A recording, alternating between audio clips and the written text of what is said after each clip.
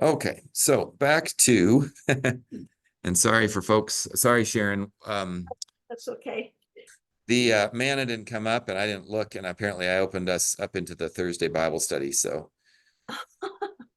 that was the wrong thing. So we are looking at all of chapter 2 in Mark and looking at the 5 controversies. There's one in chapter 3 that we're going to read this week, but so our text is 2:23 through 3:6 of Mark, but we're going to start and do all of chapter 2 and then that little bit of chapter 3. So read the healing of the paralytic in chapter 2, 1 to 12, and that's the longest one. The issue we said was blasphemy here, that Jesus forgives sins because no one can do that but God alone. We were wondering as we realized our mistake, or I realized not my mistake, that who repaired the roof? So not sure on that one, but that would be my question as well. I Yeah. always thought about that thing. Yeah. What they do after. Yeah, right. Who Yeah. repaired it? And whose house was it and all that kind of stuff. Now, I do have a professor who will argue that, and part of it will be this, and there are other spots too, but when he returned to Capernaum when Jesus returned to Capernaum after some days, it was reported that he was at home. So the argument would be, Jesus entering this ministry at 30 years old probably would have had a home and an occupation, the carpentry and all that kind of stuff. So it's probably, it could be that it is Jesus' roof. Now, folks will say, wait. Foxes have holes yeah, is that right? Foxes have holes and dens, but the Son of Man has no place to lay his head, has suggested to some that Jesus was homeless, or at least didn't have a secure place, his own residence. But I have a professor who would argue strongly against that and say that Jesus actually did have a home, did have a place to lay his head. But and that has more to do with that he didn't have a place like a home versus a house. When we talk about home, we talk not just about a place, but we talk about the people that are there and the familiarity and all of that kind of stuff. So that would be part of his argument, like it or not. Yes, sir. It seems to me that he's saying the reason that guy had the palsy was because he was a sinner. Right. And that's the trap I think that we can fall into, right? Exactly. Yeah. Except that I would agree with you, which is nice because it's good to agree with Jesus, but that sin here, it has to do with the fact that he is suffering from something that would not be God's intention, but is part of the brokenness of the world. And that would be the sin here. Others might say, yep, he was a sinner. So the reason he had this paralysis was because of something he or his parents did, right? Yeah. Yeah, most did. No, and we would have a lot of trouble when we got to John 9, which is one of my favorite stories, where the disciples bring this very thing up. Who sinned, he or his parents, that he's born blind? And Jesus says, you're idiots. And well, it's a rough quote. I think it's King James Version. Thou art moronic. Yes, is the King James Version, I believe. It says don't slap you. Don't slap. Yeah, right. I like that. That's the real old English. But no, he basically says wrong question, and you're about to see the glory of God. That's what we're focused on, kind of a thing. So, but some will certainly kind of equate the paralysis with his sinfulness. But others might say, and I kind of agree with this too, that the more important thing in anything that we're struggling with is not to eliminate the valley of the shadow of death, but to be with you in the valley of the shadow of death. In other words, to set you free from your sin is the more important thing. And I would say, as an example, how many folks do you know who've endured great tribulation or suffering or illness or whatever it might be, and have had, joy and perspective, and have lived fully and loved, deeply? And how many folks do you know that have had maybe the same thing, or maybe they've not really had to deal with much and have had much bitterness and hate and ire and whatever else. So what is the more important thing? To be free from the hardship, or is the joy, the freedom from sin, and that whatever's causing that anger, anxiety, etc. So that would be another way to look at this, that Jesus does the greater healing first and then the lesser healing second.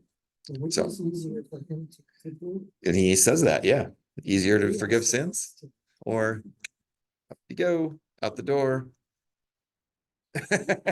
Right, another flex, another God flex here. So yeah, but the issue is blasphemy. And people are rejoicing, they're amazed, they're glorifying God. We don't get a response from those scribes at this point, and they don't even say anything out loud.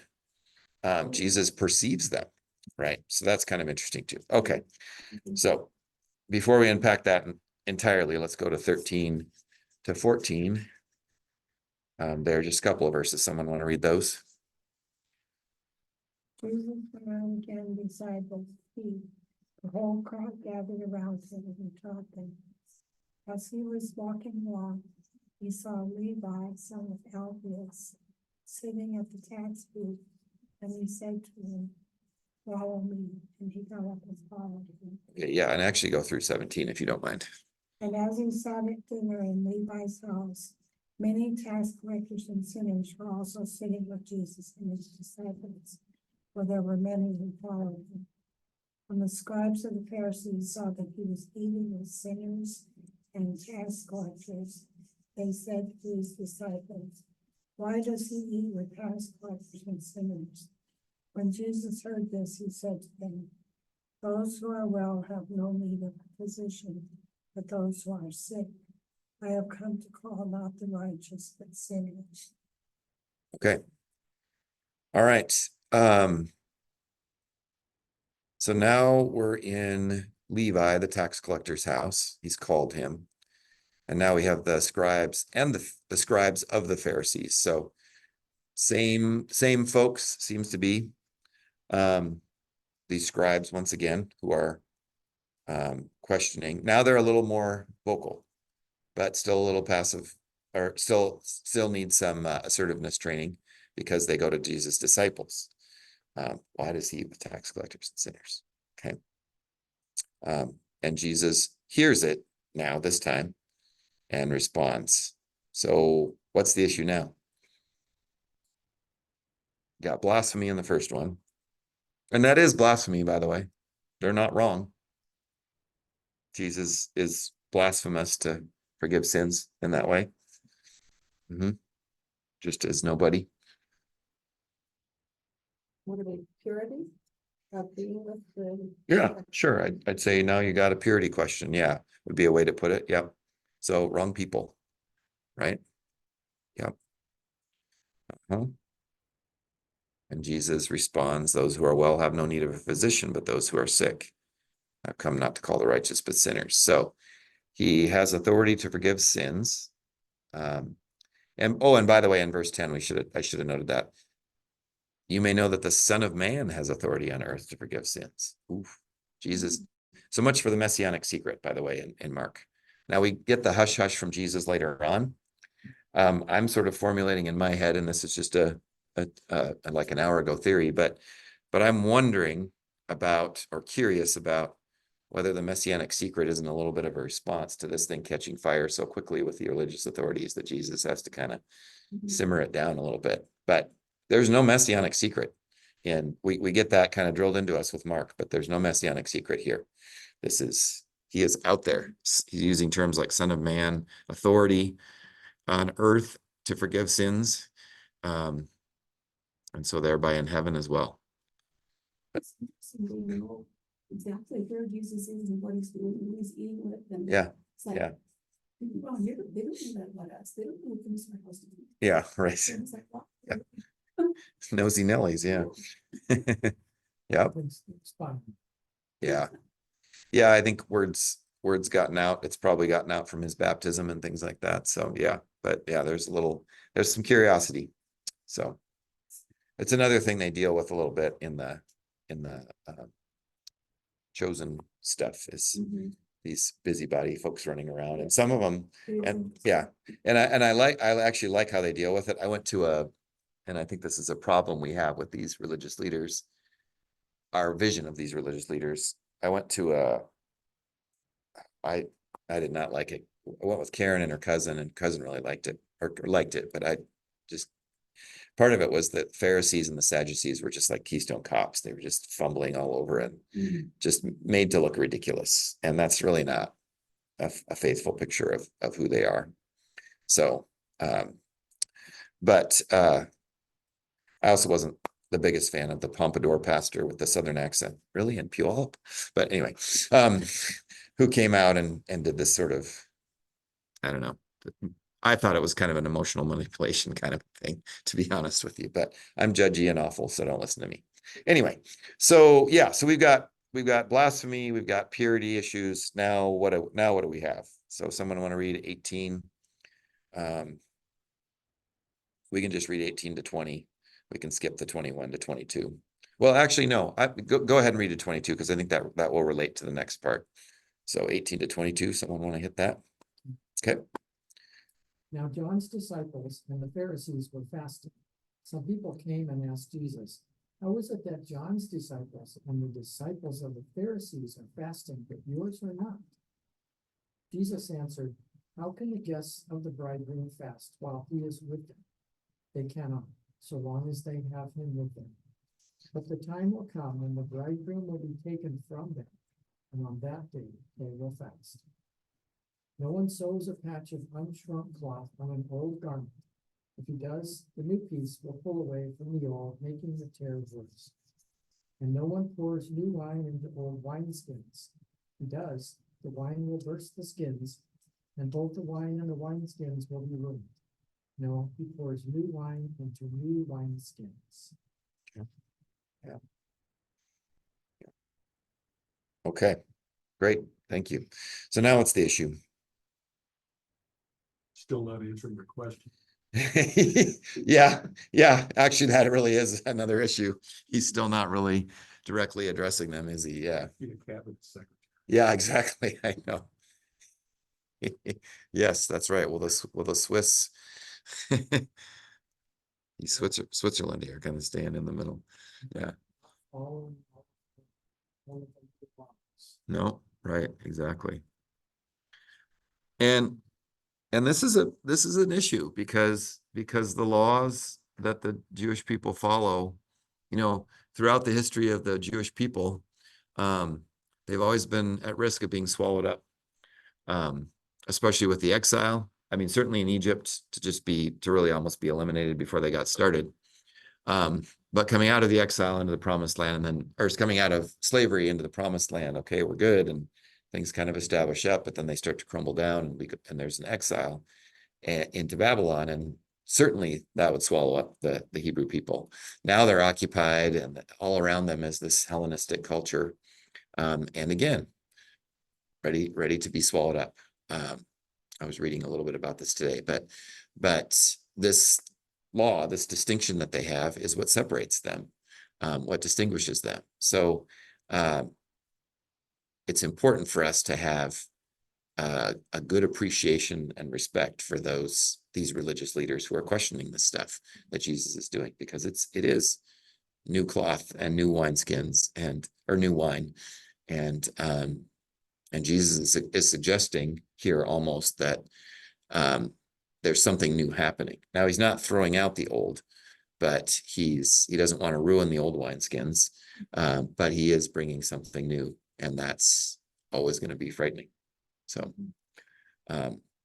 we may get to this later, but one of the commentators that I was looking at, one of them today anyway, was saying there's a cartoon, can't remember the cartoon reference, but he said, we have seen the Pharisees and they are us. So I have a question. And Yeah. commentaries, did they ever look at what the implied message was that Jesus was giving to them in each of the things that he actually said to them instead of answering the question? I mean, is there a thread or a pattern of, this is, I'm telling you something about you or about me? Mhm. And is it actually identifiable as in a continuous Yeah. connected message? Yeah, well, I think in here that it's more that Jesus is telling them something about who he is. He's making um he's giving notice, So not making each notice. thing could be boiled down to something about Yeah. who he is and what his Yeah, purpose is. yeah, I think so. I think each one would be boiled down to there's a messianic claim. Okay. The bridegroom, the Son of Man, and what did we get in here? I guess we don't necessarily get a particular, well, the physician, right? The healer, the Son of Man, the forgiver of sins with authority. So it's really that he's proclaiming his authority, I guess would be the best way to say that. Yeah. And we get that here in these next two. So let's go ahead and read 23 to 28, and then this will be number 4, right? We've had 3 so far. Blasphemy, purity, and what was the other one there? Oh, yeah, celebrating when you should be fasting, right? You can't win. That's I would call that the can't win one. These guys are fasting and you're celebrating, and Jesus will say later, John came fasting and they said, oh, he's this, and now I come feasting, and they said, oh, he's a glutton and a drunkard. So you can see a little messianic frustration there, kind of a thing. Which one would you like me to be? Kind of a thing. So, okay. And by the way, in 26, Jesus gets the high priest wrong. So gets the wrong high priest. So there you go. Jesus made a mistake. All right, go ahead. 23 to 28, and then you can keep going to chapter 3, verse 6. We'll have 2 here. I'll read it. Okay. One Sabbath, he was going through the grain fields, and as they made their way, his disciples began to pluck heads of grain. And the Pharisees were saying to him, look, why are they doing what is not lawful on the Sabbath? And he said to them, have you never read what David did when he was in need and was hungry? He and those who were with him, how they entered the house of God in the time of Abiathar, the high priest, and ate the bread of the presence, which is not lawful for any but the priests to eat, and also gave it to those who were with him. And he said to them, the Sabbath was made for man, not man for the Sabbath. So the Son of Man is Lord even of the Sabbath. Yeah. So we can stop there. So what's the issue here? Yeah, working on the Sabbath, right? Yeah. And we're going to dig into the Sabbath here in a little bit. So yeah, that's our issue here. So let's go to 3, 1 to 6. And we'll get the last one here. I can. Yeah, go ahead and continue on. Again, he entered the synagogue, and a man was there with a withered hand. And they watched Jesus to see whether he would heal him on the Sabbath, so that they might accuse him. And he said to the man with the withered hand, come here. And he said to them, is it lawful on the Sabbath to do good or to do harm, to save a life or to kill? But they were silent. And he looked around at them with anger, grieved at their hardness of heart, and said to the man, stretch out your hand. He stretched it out, and his hand was restored. The Pharisees went out and immediately held counsel with the Herodians against him, how to destroy him. Yeah. Okay. Yeah. Destroy or ruin is the word there. Yeah. So thoughts on this, since we've been doing it, what's the issue here, do you think?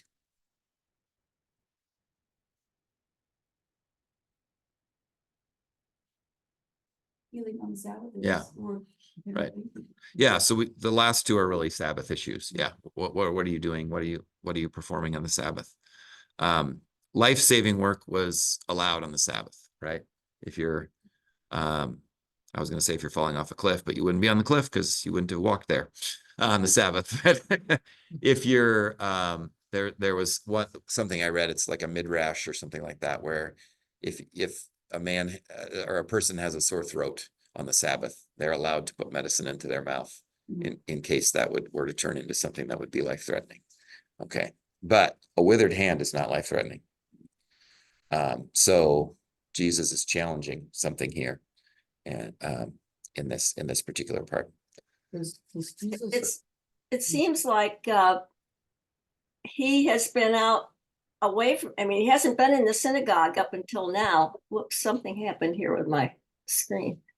Are you Oh, thinking- I'm changing something, but go ahead. I'm sorry. You're looking for I just wanted to put the whole passage together. So here, it'll pop up here in just a second. So Oh, there you I go. see. Okay. There you go. Sorry So about that. Jesus has been out in the countryside. Now he's at the synagogue. So they haven't decided that he needs to be destroyed until he goes to the synagogue. So as he keeps getting closer and closer to their power bases, they become more and more alarmed.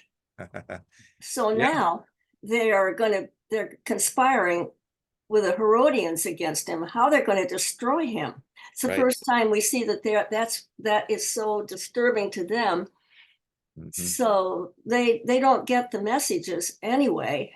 And how in the world do we even go to some of our high courts and try to get common sense to happen? Yeah. You know, so, but once you go into their territory, it's war. Mm-hmm. Yeah, great. No, that's a great observation. There almost seems to be a kind of a movement toward the synagogue here, doesn't there? It's not he's not in Jerusalem at the temple or that kind of thing, but yeah, definitely in the synagogue, in that place of worship. And that's, I think there's a movement. Thanks for that observation, Sharon. I think there's definitely a movement in these claims that he makes, and they get pretty strong here, of moving toward the synagogue as well. Mhm. That he's moving himself toward the place of worship, and that's definitely a threat for Yeah, sure. and he also started with the paralytic being lowered, so that was a pretty tough case. I mean, when you see that kind of thing, so as things have gone on, now it's down to a withered hand. So the actual Mhm. needs of being healed vary. Mm-hmm. Mm-hmm. Yeah. Yeah. Also, something that's a little different here is no forgiveness of sin preceding this this kind of thing. I just had sorry, this is how my brain works, but I just had this wayward thought. Maybe the forgiveness of sin was, I forgive you for destroying my roof. Perhaps that was why there was forgiveness of sin first. Okay, I forgive that, but anyway. Yeah, probably something deeper than that. I was, yeah, I've often wondered, when Jesus sometimes challenges Mhm. the law or like Pharisees' perception of the law, Mhm. it seems like he's only really challenging like minor ones that weren't necessarily, like weren't part of the Ten Commandments. And, but were ones that like like the leaders, Jewish leaders made up out of, maybe possibly misinterpreting God's purpose of the law. Yeah, like washing your hands or things like that when he addresses those kinds of things. Mhm. Yeah, some of them are. Seem like that, but it's usually Yeah. challenging those more than. Yeah, yeah, I'd have to kind of do some research to see how the numbers are line up. But I will say this though, although the Sabbath to us may not be like, I think the 8th commandment right now is a big one for us. And certainly the first commandment kind of is the commandment. In a sense, everything kind of filters through that first commandment. But the Sabbath was a really big deal and issue here. And it was one of the biggest, again, we may get to it, but as commentator pointed out, it was a big part of their distinction from the world around them was the Sabbath. And so again, very in a very positive way, they're holding on to this very tightly and interpreting it very closely in ways that we would probably look at and think like, okay, they actually, I mean, people thought about, because you could pluck grain from your neighbor's field, but you couldn't come out with a sickle and start harvesting, right? So it was allowed to pluck some grain, but there's a question of how much grain, how many heads of grain can you pluck? So debates about that. Now that sounds like how many angels can dance on the head of a pin. And in some ways it probably is, but the Sabbath question, the Sabbath rights and the kind of putting a hedge around the Torah, is to distinguish ourselves against the dominant culture. And that's the other thing that, again, can be hard for our Western brains to get into, is they are really not for very long are they the dominant culture. Most of the scriptures, the Hebrew people, God's people, are not in the dominant place. So that's something that they're dealing with too. And so even more do you need to distinguish yourself from the people around you, kind of a thing. So yeah. Seems like Jesus is more challenging them to, how well are you worshiping the Lord on the Sabbath? Yeah. Is it better to spend your time counting how many grains you're Yeah, right. picking, or better to worship God? Yeah. And they would say that's how we're worshiping God, probably. That is how we're staying distinct, and that's how we're being faithful. Again, too, the Pharisees were trying to get to a place of faithfulness, of we look around and we see, and it's a lay movement, by the way, too, but they're looking at how do we get to this place where we have, adhered to the Torah. We have adhered to God's law. And so that's why there's this stuff that we may look at and be like, oh, but anyway, go ahead. You have a comment. Who are the Herodians? Yeah. Are they like a political? Yeah, they would be. Yeah. But Yeah. in the sense of, like, it seems like the Pharisees would have had their own way to deal with Jesus without bringing in another group. Right. This is the first time where we have that bringing in of a, Yeah. I guess, secularized. This is, yeah, it is to a certain extent. I mean, I don't know that they'd call it, that they would necessarily be seen as completely secular, but they're definitely not. These are strange bedfellows. Okay, this is the Yankees and the Red Sox getting together to fight a common enemy, really, in many ways. Maybe not that strong, but it's pretty strong. Yeah. There's a footnote here. Yeah. I think does a pretty good job. Yeah. It says the plotting of the Pharisees and the Herodians is seen again on Tuesday of Passion Week. Yep. And for Herodians, says influential Jews who favored the Herodian dynasty, meaning they were supporters of Rome, from which the Herods received their authority. Yeah. They joined the Pharisees in opposing Jesus because they feared he might have an unsettling political influence on the people. Right. Yeah.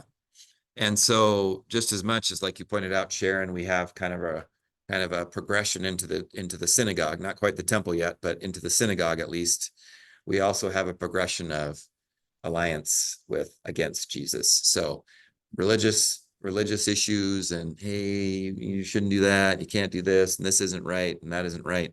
Now we have the political structure in here as well. And of course, when we get to the crucifixion, we'll not only have the Herodians there, but we'll have now the Roman authorities are involved in that too. So I had somebody ask last night at Mandate, and sorry, by the way, if any guys here go to Mandate, usually the notice was not very good this time, so apologies there. But somebody said, why do we say just Pontius Pilate? Why does he get the blame of all people in this whole thing? And it was interesting. I'd never had anybody ask that before. But yeah, he's the one who makes the final call. It doesn't go up the chain of command kind of thing. But we get to a full, the God in the flesh gives a challenge to the full gamut of religious and political structure and power structure. So, and here again, too, we have Pharisees. We'll get to the Sadducees as well. They'll get involved. The Sanhedrin, all this kind of stuff. Everybody's kind of involved by the end. But here we have this kind of progression up as well on the opposition. Yeah. So you think that the Sabbath holy is a lesser of the Ten Commandments or what? No, I don't think that Jesus does. I think he's trying to put it in its correct place. And that is that, and I think part of the question here, I made a note to myself, just my own observation. I don't know if it's up here or not. Yeah, no, I didn't put it up, but there seems to be, rather than, and a little bit to what you were saying, but rather than hemming and hawing over, a sore throat that might lead to death versus a withered hand that isn't an immediate issue, is Jesus seems to be addressing not just not dying, but actually living. And, I always shrink a little bit away from the word abundance because of how it's used in some Christian circles, the gospel of prosperity sort of stuff. But I came that they may have life and have it abundantly. What's Jesus doing? Is he fasting or feasting? He's feasting. This is the bridegroom. This is the celebrant. This is the wedding feast. This is the pouring out of God's mercy and grace and the life that it gives. And so a withered hand is something to be concerned about on the Sabbath. Sure, especially with yours. What's that? Especially with yours. Yeah, especially if it's yours. Exactly. I'm sure it was very meaningful for the man with the withered hand. We don't hear from him again. He doesn't say anything. He also doesn't ask for it, by the way. So we can, but yeah, Jesus isn't exactly working on his boundaries right now. Might have ruined his disability. Yeah, there you go. That's right. That's right. You never know. Right. Well, right. Yeah, but a restoration of it. I love the story where Jesus heals the woman on the Sabbath, this older bent over woman, and he calls her, she too is a daughter of Abraham. He really lays claim. And that's kind of what he's saying here is, here you have the son of Abraham. Here you have a man who's in the synagogue worshiping. Presumably he's there. And yet your concern is for the rules and not for the person. And really that's what Jesus says. The Sabbath is for you. You're not for the Sabbath. God gave you a gift. And if you're in the Exodus class, we're talking about this right now, that this law is a gift. God proclaims it to the people like a story, like a promise. It's knit together with the story of God's people and their liberation and deliverance. It's not that God put them on the planet and said, okay, now you better do these things or else, kind of thing. And you better do it just exactly right. So Jesus kind of flipping the script. I think he's also kind of going at the Pharisees, this kind of sense of getting righteous before God and flipping that good luck. God has come to you. God has given you this promise and this gift. So that's where my focus will be. And that's who I am. That's why I'm here. Rather than you're climbing this ladder by your dots and tittles of the law, kind of a thing. But he's definitely not dismissing or trying to erase or throw out the Sabbath at all. Yeah, for sure. For sure. I think he's saying, what's the better way to observe the Sabbath? Right. By counting heads of grain or by worshiping the Lord? Yeah, exactly. Right. Yeah. And once again, theme throughout the Bible, worship. Worship is the bushy squirrel. Yeah. Pastor Jonathan? Yeah. Is there a point in time when the Pharisees and what the kind of temple leaders and the priests and Sadducees, when did they really begin to formulate clearly and start to gain power? Ooh. Any ideas about the timeline from the 400 years before being in Egypt? Let's see. I took Old Testament history in 1999 and 2000. Yeah. I mean, there are various movements in response to the Hellenistic culture, Roman occupation. Mhm. You have a note? Oh, good. All right. It's the Pharisees, theological descendants of Hasidim, a 2nd century BC movement of piety, learning, and faithfulness to the Mosaic law against Greek pagan influences. So it looks like 2nd century. Okay. BC. Yeah. So they would have been, kind of moving against the Hellenism of their people. Yeah. So they're around here at this point for a couple hundred years plus, probably.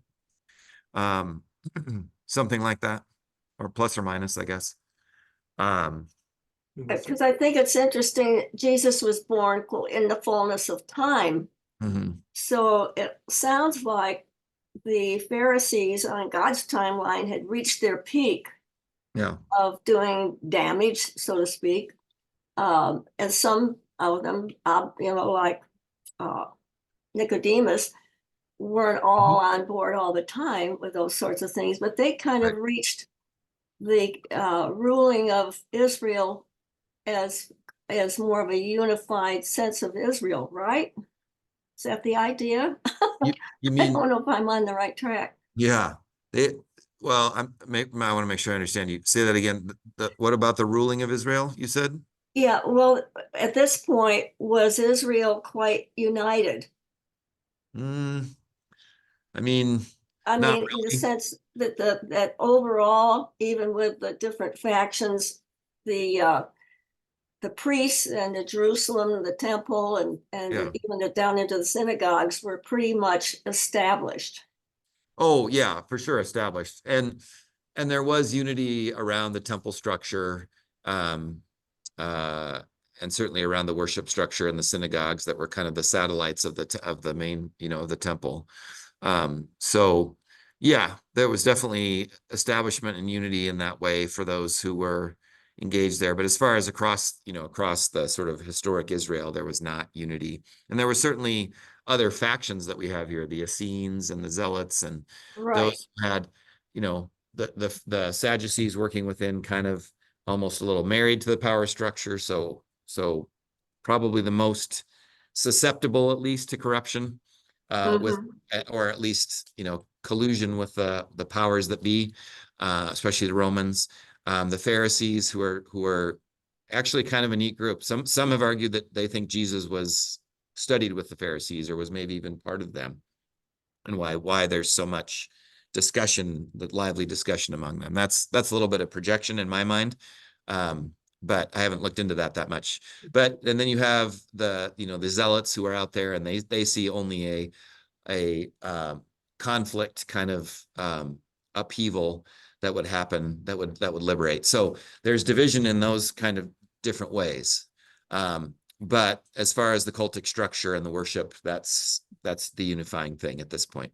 Yeah. But were the national boundaries, so to speak, the actual landmass of Yeah. Israel was at its point where Rome certainly had come in and were Mhm. ruling them and all that. But Yeah.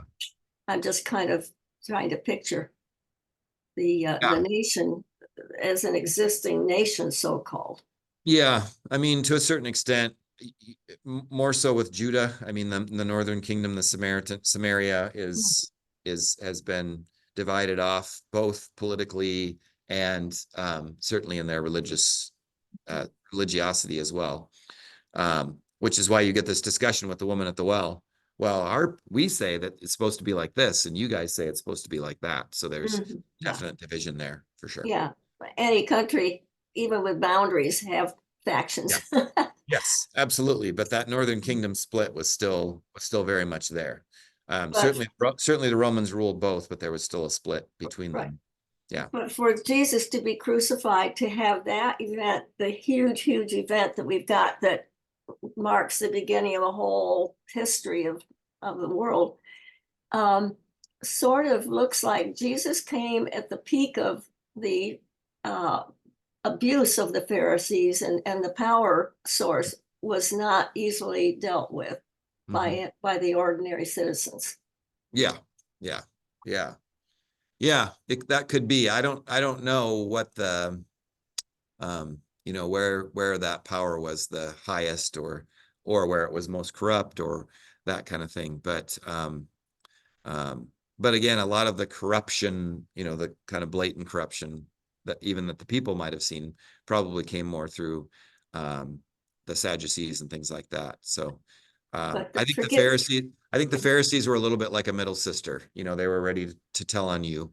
yeah, Um, I was thinking of my middle sister. If you said anything remotely like gosh or gall, or I don't know, there's another one, but he said God, he said God, he said, or she said God, she said God, kind of a thing. So they're a little bit like that. So mhm. and I'm sure for some of those, around, probably a little bit like, the issues that folks had with the church at particular times. where it's like you require this worship, but I'm dying under these the temple tax, or I'm dying under the there's no mercy for me, but yet there's this grand cathedral. So the irony of that kind of thing. And to a certain extent, the sort of de-churching stuff that Pastor Bill is studying on his sabbatical, and certainly is stuff that I'm looking at on and off too at different times, has to do with people have very much an eye toward the church, and we're not usually in large buildings as much now, but is what you're doing matching what you're saying? There's a real eye for that, and that's an okay thing. And that may have been a little bit of the eye that was turned toward the Pharisees, was does this make sense? Does this match? And in some cases, Jesus just appeals to their reason. He asks the question differently, and it's a little confusing and a little evasive in some cases, but anyway. But Jesus is the first person, so to speak, in their culture who combines forgiveness of sins with healing. It looks like. Yeah, that may be. I don't know if others have made that connection. It would be seen, though, if someone were to get better of an ailment, that would be seen as an act of God that had freed them in some way, or forgiven the sin of their, they'd paid the debt of the 3 or 4 generations of their fathers and mothers, or whatever it might be, or their own debt. So I think there's a connection there, definitely theologically. Yeah. Other thoughts in this passage on either of these Sabbath challenges? Well, the Pharisees were, the death of Jesus didn't really have anything to do with them. Didn't really affect the Pharisees. I mean, they were around in the Sadducees and all those folks till Rome came in and leveled the place in 70 or something. Yeah, no, it certainly didn't destroy them. I mean, there was some satisfaction certainly in Jesus' death, I'm sure, but for some, and again, not for all. But yeah, no, they were around afterwards. Yeah, for sure. Yep. Yeah. I don't know how long they lasted. I don't know how long into your note doesn't say that, I guess, right? 2nd century BC, but or BCE. But yeah. So other thoughts, questions, insights? Okay. I thought it might be good or helpful maybe to go to into some of this some of the commentary here, I think is useful. We're not going to start right at chapter 2, but just get down into these passages. And so he talks about some of these challenges and what they're about and what they mean, but we'll stick with ours. Kind of fairly short here, and I'm sorry my highlights are on my other computer, but so this is the third and fourth kind of issues that come here, or maybe I thought they were the 4th and 5th, but anyway, whatever they are, doesn't really matter. But he talks here a little bit about here, the Pharisees were aware that respecting the Sabbath did not need to be unreasonable. Certain acts were necessary, like caring for animals. Jesus brings that up, by the way, again.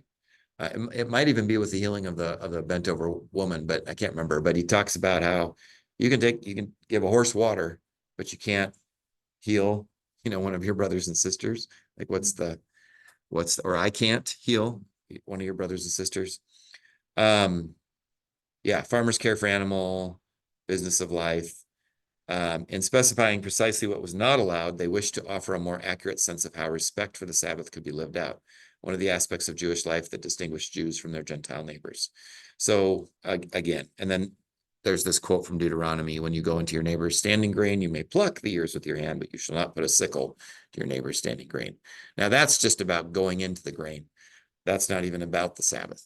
So so that was the distinction. When are you plucking a snack, and when are you working, kind of a thing. So, yeah.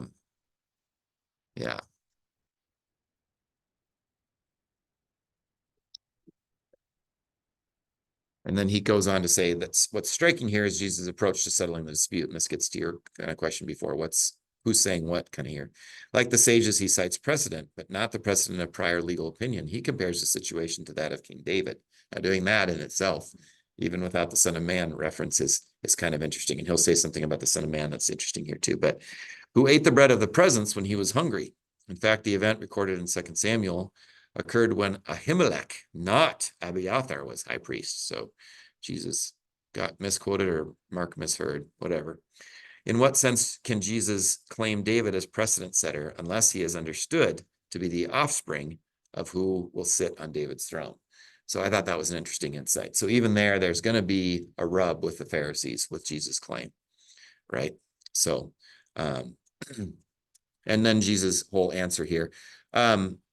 If you're really interested in some of the questioning and writing, the what do you call it, the Mishnah or the stuff about the law, the Hillel disciples are very interesting folks. I think if I'm remembering right, he was a little bit more of, if you want to call him, more of a progressive kind of rabbi, and does a lot of stuff on this. So.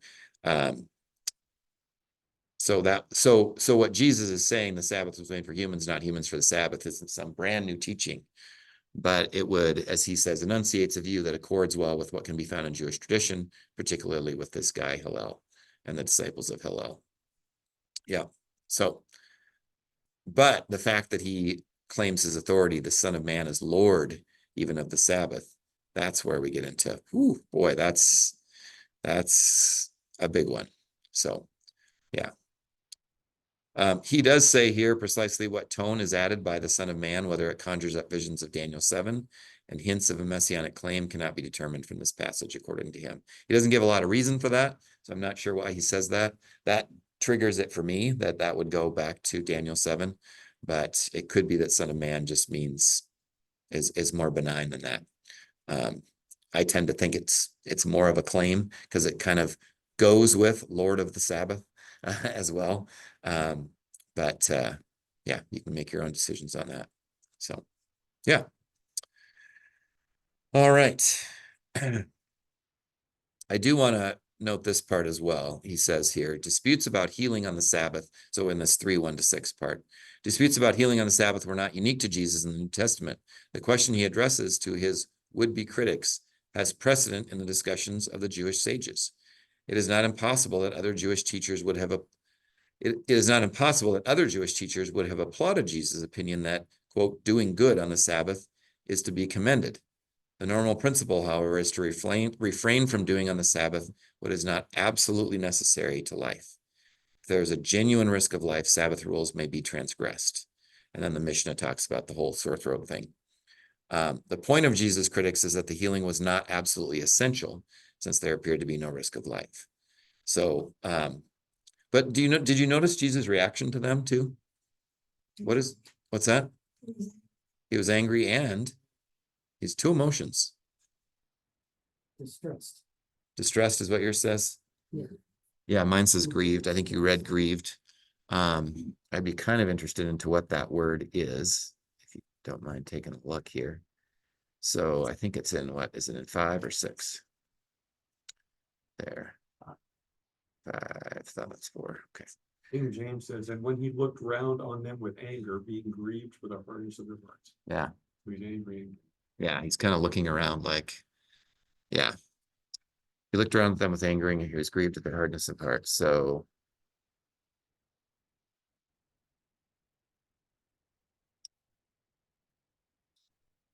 it's wrath, anger, or even punishment is the word for anger there. A little exploring here and what that means. Are gay. But deeply distressed at their stubborn hearts. Deeply distressed what? At their stubborn hearts. Yeah. Right, exactly. The fact that he's that they weren't even willing to consider what Jesus was trying to teach them. No, right. I wonder if the guy reached out with his good hand first. To do what? Stretch forth your hand. Oh, no, the other one. No, oh, come on. Yeah, right, right, exactly. Yeah. That's funny. It doesn't look like there's very much work being done. No, not a lot. He's just speaking, right? I'm almost also not seeing the grieved part. Why am I missing that? Hmm.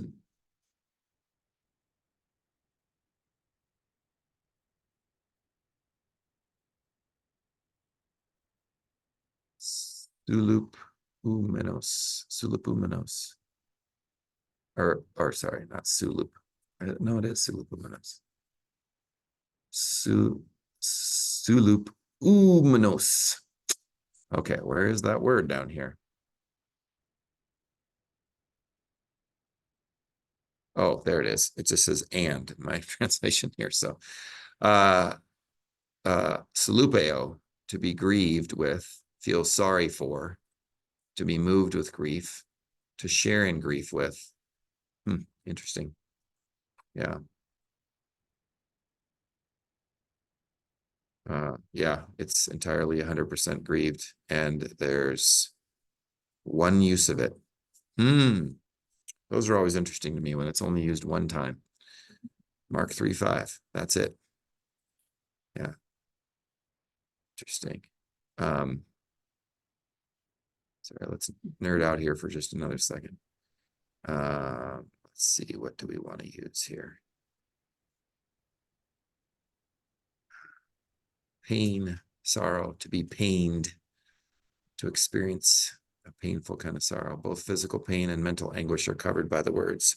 Physically, the pain is especially that caused by hunger, thirst, heat, cold, or sickness.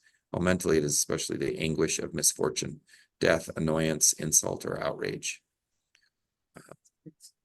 Yeah. Yeah. Kind of like the last straw. Yeah. Yeah, it kind of comes to a head here, doesn't it? Yeah. And we don't get that in any other of these controversies. It seems to come, all these things are kind of coming to a head. Yeah. Yeah, and I think there's a question of my first title for the sermon was Righteous Anger, and I had some fire and red letters. And then I thought, preschool Sunday. Let's see. Although I think you could talk about righteous anger in this text for sure. My dad gave a sermon about it with Iran Contra one time, and oh man, he had a line of people like this ready to talk to him about that. But like me, he was conflict avoidant, and I think sometimes when we actually enter into conflict, we overdo it. So, anyway, but I remember him talking about righteous anger. I remember that being a sermon I remembered. But Jesus is definitely angry here. He's grieved. It's a kind of anger that isn't wrath and I'm going to burn you all up, but a kind of hurt almost on behalf of the people. Is there any parallel between this and when God was arguing with Moses and he reached a point where that's it? Oh, yeah. He's been patient long enough. Yeah, we'd have to look in the Septuagint maybe for that. Here, let's look at that word for anger here and see if it'll come up this time. Kind of didn't before.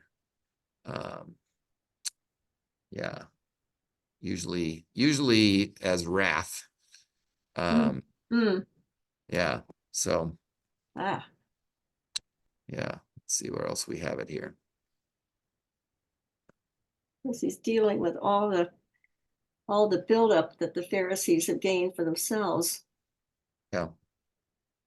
Yeah, very much. Yeah. I don't know that. Yeah, I don't know if it's giving me the I don't know that's giving me the shoot, what am I trying to say? All of the passages in the Old Testament, it seems to start in the intertestamental and go from there. So yeah, there's the Hebrew equivalent, and I'm not seeing it in conversations with Moses necessarily, but yeah. Isaiah for sure, the prophets, yeah, it's all over that. So this city has aroused my anger and wrath from this day it was built until this day, so that I will remove it from my sight. Wrath and indignation. Wrath hiding my face in Jeremiah. Yeah. There's a Gaither song and it's titled, When Jesus Says It's Enough, It'll Be Enough. Yeah. Yeah. Yep. There's a song at Passover too called Dainu, a really cool song. It means it is enough. Not so much I'm fed up as it is enough, but more what I have is enough kind of a thing. So yeah. Yeah. So but at any rate, Jesus has come to both kind of a peak of frustration, but it's a peak of frustration that has a sense of compassion, it seems as well. Yeah. Also, this hardness of heart comes up again, this saying. It's their hardness of heart, though. This is not God has hardened their hearts. It's not like Pharaoh, that sort of sticky question that we get into with Pharaoh. Why did God harden his heart? Why didn't God, make him soft? Why didn't God do this or that kind of a thing? And we get into that whole prescriptive versus descriptive question. But here it's descriptive of them. Their hearts are hard. Yeah. But would there be an element of covenant love that Jesus is maybe recognizing and have left? So if he didn't care, he wouldn't be either angry Yeah. or grieving. Right. So sometimes, I mean, there's justice there, but there's also, to me, an underlying, these are my people and I am grieving that they don't see who I am. Yeah. And are refusing to Right. acknowledge Yeah. that. And he knows that trajectory for them is gonna lead to really, a lot of sadness and Right. Right. destruction. Yeah. And that's always seems to be God's concern. Yeah, That it's always very seems to be God's easy concern to is, see people, what Yeah. have they done? Yeah. and Right. Themselves in this whole process, and they won't listen. Yeah, and let's get back to that fundamental question that Jesus asks here. And it's kind of this odd question. Like it's very, kind of amoebus. Is it sorry, where to go? Blah blah blah blah blah. Is it lawful to do good or yeah? Should we do good? Oh, yeah, lawful to do good or to do harm on the Sabbath, to save life or to kill, there in verse 4. I think that's really a pivotal verse. And I think he's getting at that question. Because and then I think part of the anger and the frustration is they don't even answer it. They can't even do that simple question. Is it good? Can we do good or bad? I remember when Jaden was not, my son wasn't the best he wasn't the best thesaurus. He didn't like English classes that much, but he didn't like to use like higher words. So my wife is trying to get him to express. They're talking about the Holocaust. Express, what do you want to say about that? And he goes, it was bad. And we're like, okay, yeah. I mean, this cookie kind of tastes bad because we used the wrong kind of chocolate chips. That's a little different than the Holocaust. So what's a more descriptive word? And he's like, it's bad. I mean, isn't it bad? Yeah. Horrific, mind-bogglingly evil. Yeah, just how bad. Right, right. Yeah, maybe you need a scale for bad. Like 1 is the cookie and 11 is but yeah. So but yeah, it's kind of like, is it bad or good? What do we do on the Sabbath? I don't know. Okay, how about give life or save life or kill? Yeah. Yeah, right. Good answer. Yes. You're the new Pharisee, right? Exactly. You get the job. So I think there's some in that too, that the basics of the law, that it is good and that it is for life, is not even and I get by this point they're probably like, ooh, this is a trap, right? I understand that. And the Pharisees were not for badness and killing. Be very clear about that too. They were not bad people. They were not evil. I would have had applauded them or maybe even been part of them. I have to acknowledge that too. So, wear my robe on Sunday every time I do. Every time I put it on, I'm like, well, I'm a Jesus enemy now, kind of a thing. So, yeah. All right. Other thoughts on this particularly? Well, the Pharisees don't instantly put their heads together, say, now, how in the world can we get to this guy to see our way? You know, Yeah. they don't decide to go and call a special meeting with Jesus Mhm. and really attempt to persuade him. Yeah, They Yeah. want to kill him. yeah, That's extreme. right. Then Yeah. My note says, the question is ironic, since whereas Jesus was ready to heal, the Pharisees were plotting to put him to death. Yeah. He is obviously was guilty of breaking the Sabbath. Yeah. They remained silent. Oh, yeah, and believe me, Mark is pointing that out like a neon sign. Like, here I am giving life, and what do they do? What's the reaction to that? Is to conspire to kill. And giving life in a number of different ways here, right? Giving life to a tax collector, giving life to this paralytic, giving, just giving life, and the reaction is to kill and destroy. So seems like we're a little bit caught in this pattern as human in our human skin here, aren't we? Yeah. Seeing it all around me. Yeah. And I'm doing it too, for sure. I participate as well. Yeah. I think the commentary by this guy from Princeton is really good. So if you want to dig in a little more, I think his stuff is pretty good. He's part of the reason we read the whole thing, because he talks about these 5 pieces that Mark points out here. And I think he would see the one we looked at as the 4th. Anyway, and the other commentary saw it as the 3rd. Doesn't really matter. I like what he says here at the end, though, just as a challenge. Are we any less outraged by profligate forgiveness? Am I saying that word right? Profligate? Is that how it is? Profligate, I think. Is it profligate? Profligate? Anyway, whatever it is. Or fraternizing with notorious traitors, outcasts, and the flagrantly wicked, without demanding that they first clean up their acts. How will we feel when Jesus runs roughshod over whatever we consider definitive of Christian conduct, even when we find it in the Bible? Oof. When the Son of Man comes wielding authority on earth and lordship even over the Sabbath, our lifelong assumptions cannot go unchallenged.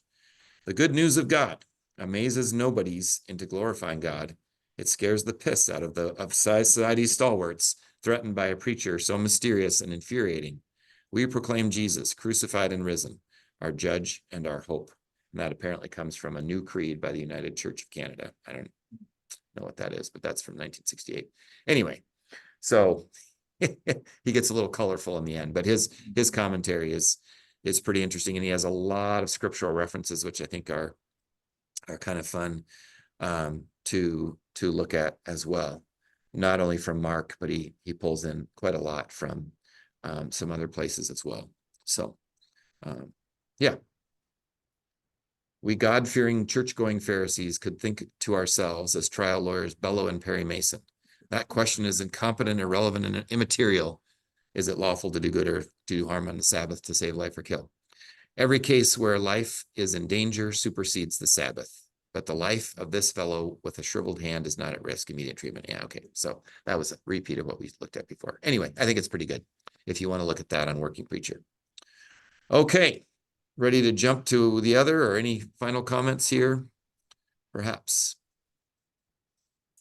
We have one other reading on Sunday. Whoops. Sorry. Where'd my... 2 Corinthians 4. Yeah, where'd my Working Preacher go? Did I erase it? I think I did. Yep. So 2 Corinthians, and we're gonna, by the way, we're not only returning to Mark, which I'm excited for us to do, and we'll be in Mark here now for a little bit. I think we usually get peppered with John again in the summer. That's why on some occasions we've done summer series, because talking about bread for 6 weeks in a row sometimes gets a little old, a little stale. Yeah, there we go. Da-da-da. Yep. Oops. Come on, get out of the way. All right, so 2 Corinthians 4, 5-12. Let's take a look here.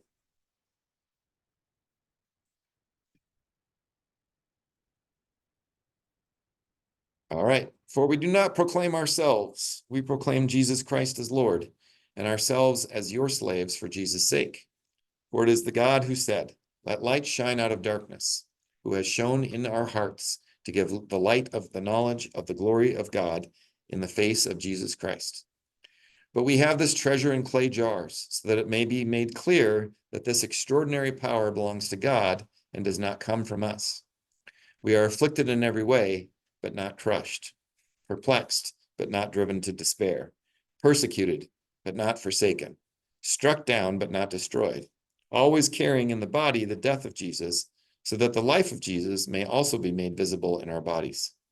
For while we live, we are always being given up to death for Jesus' sake, so that the life of Jesus may be made visible in our mortal flesh.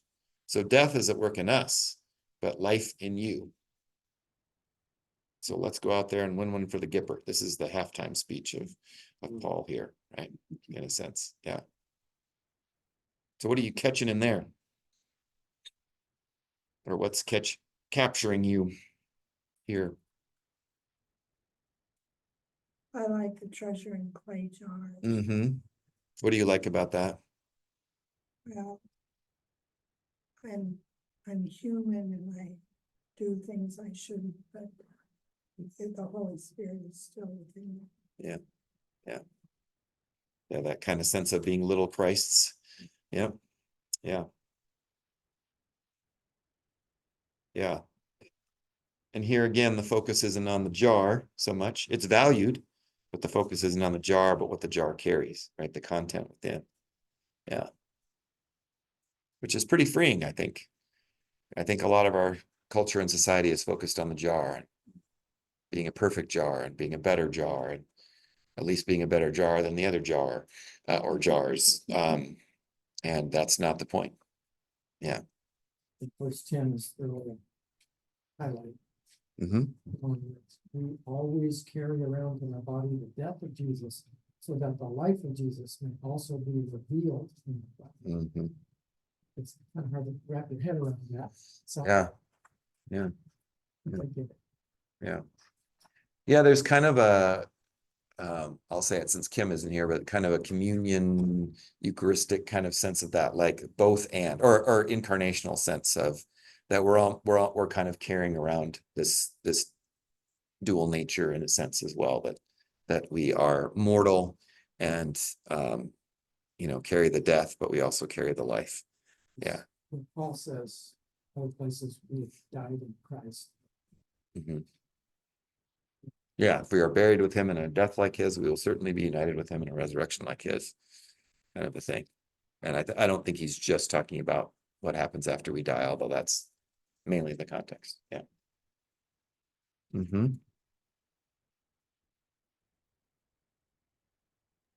So we're Yeah. not strutting around acting like Yeah. flamboyant preachers, to get attention. And by the way, here's your message. Right. It's a I can't think of the instant word here, but we are basically low key, so to speak, and Jesus Christ is who we share with in lots of ways, our actions and our thoughts and things like that too. But we don't run out and grab a bullhorn and start, trying to get attention the wrong way. Mm-hmm. Yeah. We don't draw attention to the jar, we draw attention to the content. Yeah. Yeah. Yeah. Yeah. Yeah, no, great stuff. What's that? Look what I've got in my job. Yeah, that's right. Yeah, exactly. Yeah. Yeah. We did this thing one year with we might have done a couple years with confirmation when we were doing it on Sunday mornings. And it's called I think it's called the sin fish or something like that. And you take a box of chocolates and, as the pastor, part of the job is to eat the chocolates. So I had to do that. And then you put fish in instead. Now the thing suggests maybe you leave it out for a little bit, but I just put sardines in there. So they were kind of well preserved. But we put some fish in there and then You know, it's like, who wants the box of chocolates? You play, do have a contest. Oh, I won the box of chocolates. You open it up and it's a bunch of fish. And it's like, oh, gross, gross, you know, kind of thing. It's important what's inside, not what you see in the packaging kind of a thing. But then we take the fish and we take some bulbs and we plant them together. And then there are some tulips that still come up out there that were planted with the sin fish that were buried. We bury this in death, and then something arises out of that. That's beautiful and wonderful. Yeah. What's that? The bulbs like. The bulbs yeah, apparently tulip bulbs like a little fish fertilizer. Yeah. Maybe it wasn't sardines then, because they would probably kill the bulbs with the salt or something. But anyway, yeah. Does this remind you of any other part of scripture? And that's not a trick question. It's, yeah. Sharon, were you going to say something, or were you? Oh, no, not really. It's trying to think. It reminds me a little bit of the Christ hymn, in Philippians 2, the Jesus who did not regard equality as God as something to be exploited, but emptied himself, which is this beautiful, so that everyone who calls in the name of the Lord, or so everyone will call, however that ends, will confess Jesus as Lord and Savior. Excuse me, which is a wonderful image and something to, you know, think about how we confess and worship and receive that gift. But this is kind of a living out of that. So Paul was very much taking into our bodies and into ourselves, into the fullness of ourselves, the fullness of Christ. And so, and this kind of is, you know, we're being put to death so that you may have life, right? There's a kind of an exchange that's going on here, not in a way that, you know, we're just as much Jesus as Jesus was. He was this great prophet. And now we're these great prophets, but very much giving you Christ at the risk of our own bodies. Yeah. With Galatians 2:20 also. You say so, I'll agree. Crucified with Christ, Oh. no longer I. Yeah. Oh yeah, of course. Right. Yeah. What is that? Galatians 2:20? Yeah. Okay.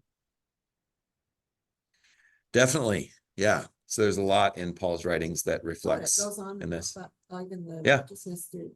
Go ahead, read it. Okay. Read It it. says, Sure. "In the life I now live in the flesh, I live by faith in the Son of God, who loved me and gave himself for me. I do not nullify the grace of God, for if righteousness were through the law, then Christ died for no purpose." Yeah. Right. Yeah. Wow. Yeah. And Paul again is not rejecting the law, but he's living in a sense that there's a different perspective on the law. So this thing that grieves Christ, you know, there is probably a sense of joy in how this is being lived out in this particular way. But it's still a beautiful Yeah. thing. And Yeah. it needs to be, it was just preserving the beauty and Right. the goodness of it rather than Yeah. taking it away completely. Yeah. Yeah. I was listening to the Luther Sem commentary, the sermon brainwave kind of thing this morning, just as I was getting ready, eating breakfast and stuff like that. I was also watching mountain bike videos, but You can multitask. I had to, yeah. Or actually, I was watching. Yeah, I'm a little tent obsessed right now. But so that's I guess what I was watching. But reviews. And I'm sure you're all delighted that I've come to a decision. But this one woman was saying that yeah, going out to eat on the Sabbath so that you don't have to cook is not really keeping the Sabbath if someone else has to cook for you. So there's a wholeness of that. She said, I'm probably going to get in trouble for saying this, but I was like, no, that makes some sense. Now, should you not go out to eat on Sunday? No, not necessarily, although you've taken too many steps. But not sure there's anything in the Mishnah about the car drive, but better be at least a hybrid. Start the fire. What's that? You're You're starting a fire. That's true. You're right. Gosh, dang it. And you're not at risk of freezing to death. So there you go. But yeah, it is to be, you know, her question was, what if we structured our society so that everyone had a day off? I was really interested in, and it's not necessarily going to be Sunday for everybody.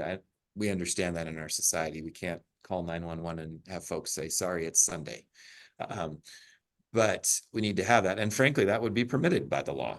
Even the strictest of that law, of giving life. But I thought it was really interesting. Jaden was talking about a place, some kind of investment banking thing, you know, and it's like 70 minimum hour work week to 100-hour work week. And he was talking about this place, and he said, I really like it though, because they do not work on Saturday. They might work 14 hours, 6 days a week, but they don't work on Saturdays. They are completely off. You're not allowed to do work. Like they'll get, he said, you'll get in trouble if you do work and they find out about it, if they see that you've been sending emails or doing this or doing that. So, and he said there's something good about that. I can't remember if it was Bank of Montreal, which he does have an internship with next year, or if it was some other place, but he was talking about that they have crazy work week and hours, but there is a day that they do not work. It's certainly not religious. Well, unless they have Jewish background, maybe it's Saturday is a reason for that, but it's not necessarily based religiously. It's just based on the understanding you have to shut off from this. You have to turn away from work at some point, from labor, and not just physically, but mentally as well. Rest on the seventh day. Yeah, that's right. Yeah. Which is still Saturday. The people that can't get off on Sunday their Sabbath can be in the middle of the week. Sure. Right. On Monday. Yeah, exactly. Yeah. So there is something that's very creational, very responsive to this. And as we were talking about in the Exodus class, which, yeah, many of you were in, I hadn't noted this until it was pointed out by the person who's kind of guiding us through this, but it doesn't say that God completed creation and then rested. It says that on the seventh day, creation was completed.